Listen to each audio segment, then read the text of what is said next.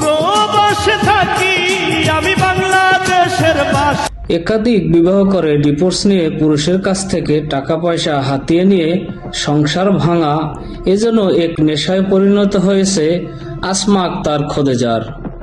বলছিলাম বাগেরহাটের ফকিরহাটের নওয়াপাড়ার মোহাম্মদ হারুন আর রশিদের মেয়ে আসমা আক্তার খোদেজার কথা।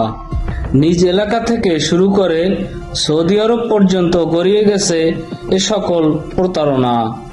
সংসারে কোনো ভাই না থাকায় ৫-৬টি বোনের ভরণ পোষণ এবং ভ্যান চালক বাবার কষ্টের কথা চিন্তা করে নিজের অসহায়ত্বের ফাঁদে ফেলে একাধিক পুরুষকে বিবাহ করে টাকা পয়সা হাতিয়ে নিয়ে মুঠোফোন বন্ধ করে সকল প্রকার যোগাযোগ মাধ্যম থেকে নিজেকে লুকিয়ে রাখেন আসমা আক্তার খোদেজা।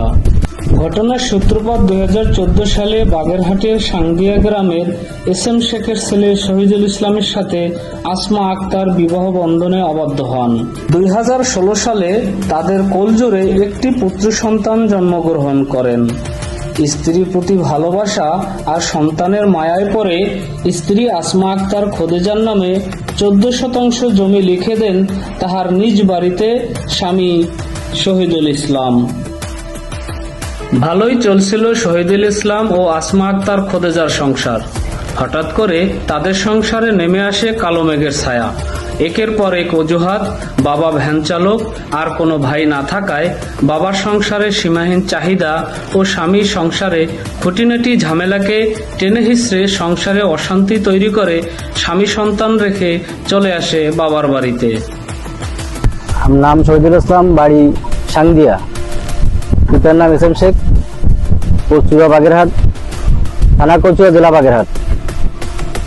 এবং বিয়ে হয়েছে ২০১৪ সালে। ২০১৪ সালে বিয়ে হয়েছে। তার সাথে সম্পর্ক ১৪ সালে বিয়ে হওয়ার পরে ২০১৬ সালে বাচ্চা হয়েছে। বাচ্চা হওয়ার পরে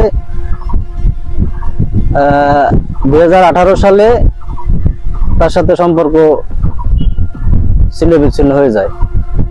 হওয়ার পরে সেখান থেকে চলে যাওয়ার পরে তার বাপ মা এখানে আসতে দেয় নাই। যাওয়ার পরে উনি যে আরেকখানে সম্পর্ক করার পরে সেখান থেকে ছিন্ন বিচ্ছিন্ন হয়ে যায়। তারপর আসে আমার কাছে আসিয়া বলে যে আমার কিছু টাকা পয়সা দাও, আমি বিদেশ যাব। তা আমি তার এই টাকা পয়সা দেওয়ার পরে সে বিদেশে গেছে।